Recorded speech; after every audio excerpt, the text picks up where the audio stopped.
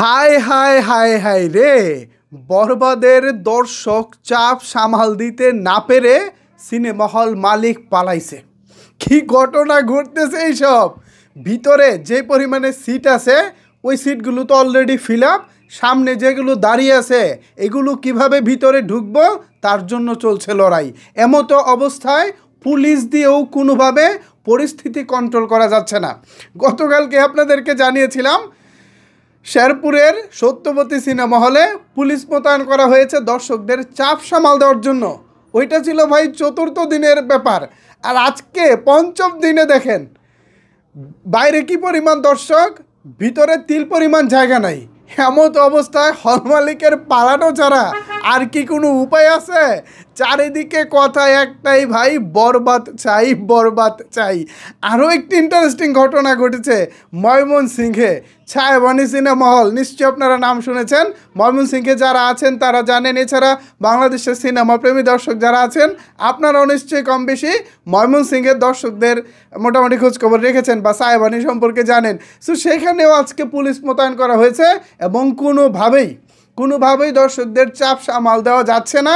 ভিতরে যা ক্যাপাসিটি আছে, বসার যা সিট আছে সেগুলো ফিল আপ হয়ে গেছে।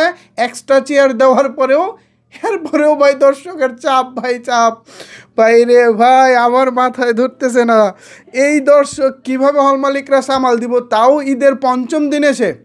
আজকে শুক্রবার ছিল, ব্যবসায় একটু ইউটার্ন নিব, মানে গত 4 দিন যেভাবে ব্যবসা হয়েছে তার থেকে আজকে মোটামুটি ভালো যাবে এই ছিল সবার ধারণা। কিন্তু মোটামুটি না বরঞ্চ আগে 4 দিনে যা ছিল তার চেয়ে আজকে আরও ডবল এসেছে। সো সব কিছু মিলিয়ে সারা বাংলাদেশে এই মুহূর্তে চলতেছে বরবাদের ঝড়। যার কাছে আপনি জিজ্ঞেস করবেন সেই বলবো ভাই আমার একটা টিকিট দেন, পারলে আমার একটা টিকিট দেন, আর হলে গিয়ে জাস্ট একটু দাঁড়িয়ে থাকার সুযোগ দেন। আমার ভাই বসার সিট লাগবো না, আমারে খালি একটু দাঁড়িয়ে থেকে ছবিটা দেখার সুযোগ করে দেন।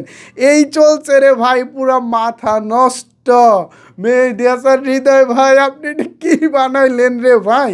পুরো বাংলাদেশ তো ভাই পাগল হয়ে গেছে ভাই। সবার কাছে একটাই কথা, বরবাদের টিকিট লাগবো।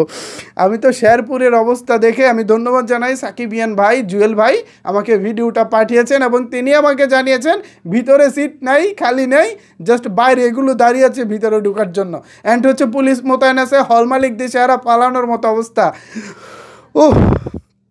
ভাবতে পারতেছি না এই বরবাদ আসলে কোথায় গিয়ে থামবে, কোথায় গিয়ে দাঁড়াবে। আমার কাছে কেন জানি মনে হচ্ছে সারা বাংলাদেশের যেসব জায়গায় হল বন্ধ আছে, কোনো রকম ভবন দাঁড়িয়ে আছে, হ্যাঁ ভবনটা আছে, জাস্ট ডেকোরেটারের চেয়ার দিয়ে আপনারা ছবিটা লাগাই দেন ভাই, ধুমধুমায়া ব্যবসা হবে ভাই। আর বরবাদের প্রডিউসারকে বলবো আপনারা একটু ছড়িয়ে দেন, বরবাদকে আরও সারা বাংলাদেশে ছড়িয়ে দেন, সবাই যেন দেখতে পারে। এই মুহূর্তে পুরো বাংলাদেশ মানে ভুগতেছে বরবাদের ঝড়ে, পুরো চলতেছে বরবাদের ঝড়। ভিউয়ার্স, এই বিষয়ে যদি আপনাদের কোনো কিছু বলার থাকে তাহলে অবশ্যই সেটি নিচের কমেন্টস বক্সে জানাতে পারেন। ধন্যবাদ সবাইকে এতক্ষণ আমার সাথে থাকার জন্য।